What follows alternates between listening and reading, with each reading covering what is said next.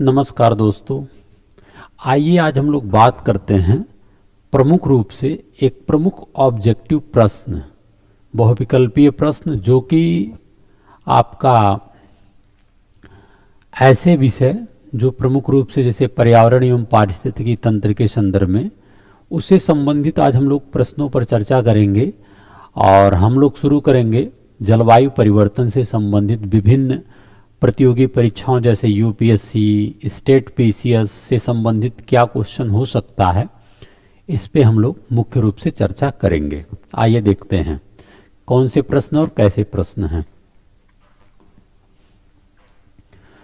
आपके सामने पहला क्वेश्चन क्या कह रहा है कि भूमंडलीय तापन के संदर्भ में कौन सी एक गैस ग्रीन हाउस गैस मानी जाती है। ग्लोबल वार्मिंग के संदर्भ में कौन सी एक गैस ग्रीन हाउस गैस मानी जाती है, तो इसका जवाब क्या होगा? Carbon dioxide. ये भी इसका तो है ही, ठीक है। क्योंकि जलवाष्प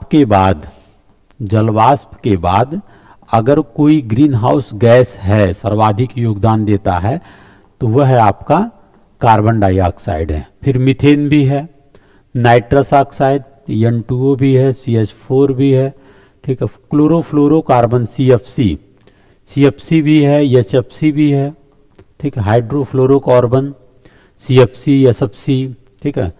ओजोन एवं जलवाष्प तो है ही, उपरोक्त सभी। तो इसमें से सारे जो गैसेस दिख रहे हैं ये सभी विकल्प है, ठीक है।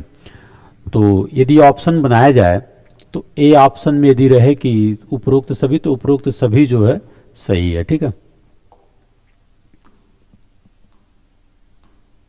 नेक्स्ट क्वेश्चन, कार्बन डाइऑक्साइड के बारे में सही है।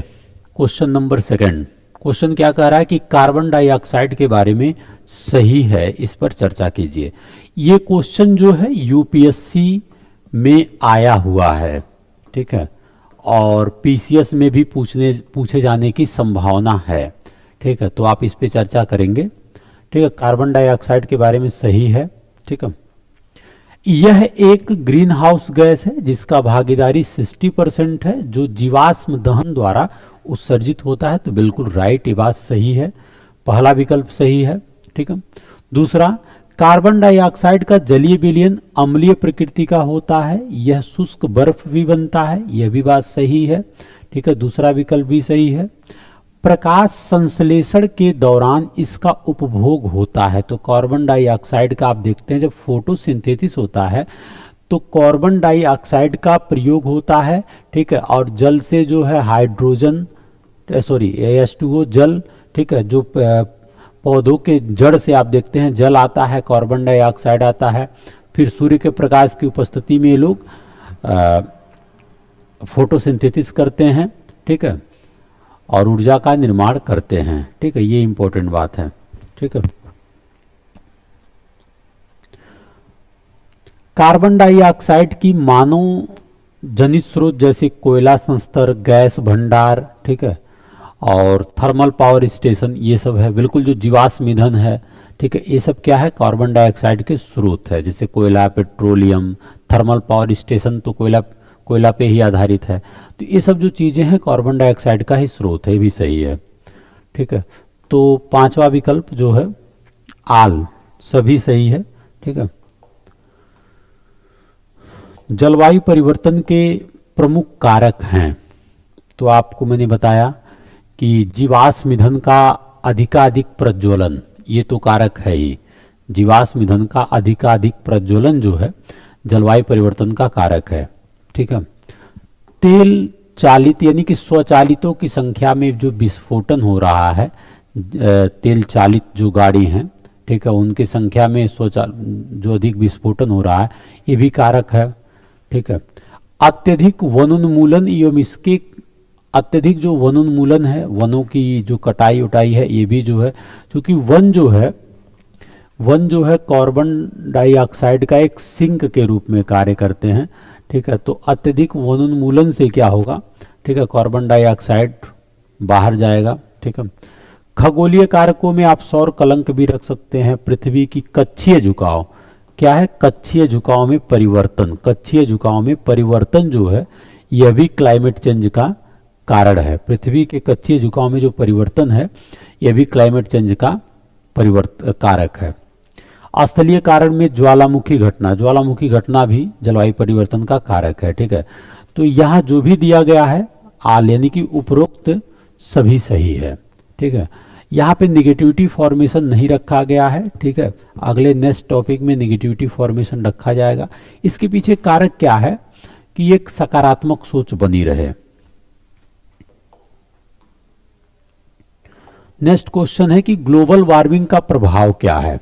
क्वेश्चन नेक्स्ट है कि ग्लोबल वार्मिंग का प्रभाव क्या है।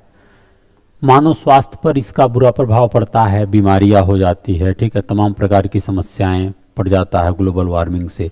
कृषि से संबंधित समस्या, भोजन सुरक्षा एवं आहार गुणवत्ता पर भी प्रभाव पड़ सकता है। बायोडाइवर्सिटी, जैव विविधता का ह्रास। ठीक है, जैव विविधता का ह्रास एवं जल संकट, जैव विविधता का ह्रास एवं जल संकट पड़ सकता है। समुद्री जलस्तर में वृद्धि, आप तो तटीय द्वीपों की डूबने की संभावना, तटीय द्वीपों की डूबने की संभावना,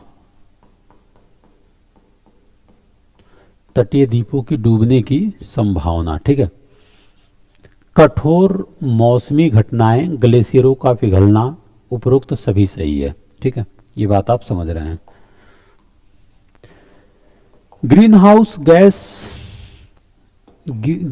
गैस प्रभाव में गैसों के प्रत्यक्ष योगदान का क्रम है।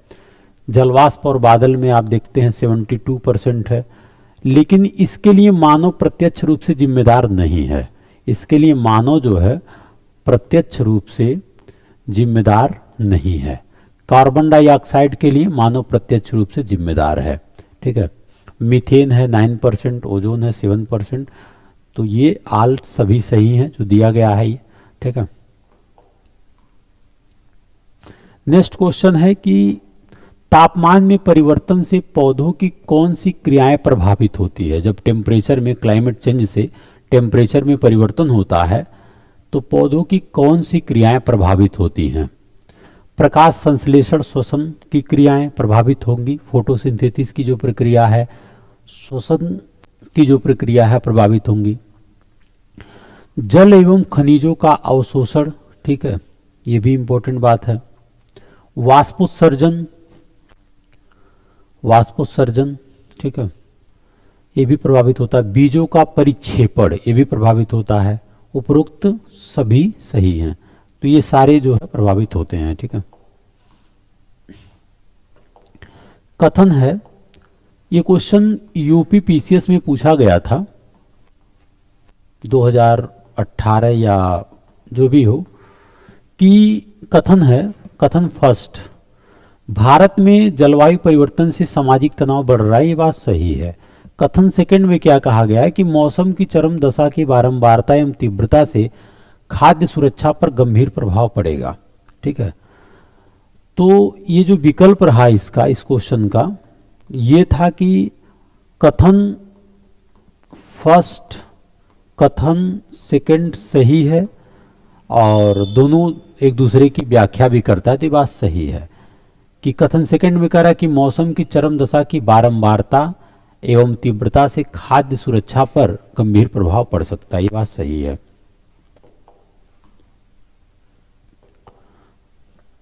Next question, green house gas methane के स्रोत क्या हैं। ग्रीन हाउस गैस में मीथेन के स्रोत क्या हैं। तो जो मीथेन है एक ग्लोबल वार्मिंग की जिम्मेदार गैस है। जो मीथेन है यह ग्लोबल वार्मिंग के लिए जिम्मेदार गैस है। ठीक है, ठीक है, जो मीथेन है वो ग्लोबल वार्मिंग के लिए जिम्मेदार गैस है, ये बात आप जान रहे हैं। तो इसका स्रोत धान की खेत, कोयले की खदानें, घरेलू पालतू पशु, आर्द्र भूमि सबसे ज्यादा मीथेन का स्रोत है। ठीक है, आर्द्र भूमि जो है, ये जो है आर्द्र भूमि, आर्द्र भूमि मीथेन का सबसे ज्यादा 76% भाग जो है मीथेन का आर्द्र भूमि से ही है। ठीक है, हाइड्रेट्स जो है, हाइड्रेट्स मीथेन, ये भी मीथेन का प्राकृतिक स्रोत है। ठीक है, यूपीएससी ने हाइड्रेट्स मीथेन पे क्वेश्चन भी पूछा है। तो ये लगभग लगभग सभी जो है मीथेन के स्रोत हैं। ठीक है, तो ये रहा कुछ बेहद इम्पोर्टेंट प्रश्न। नेक्स्ट क्लास में हम लोग और अन्य इम्पोर्टेंट क्लास की चर्चा करेंगे जो कि बेहद इम्पोर्टेंट होगा।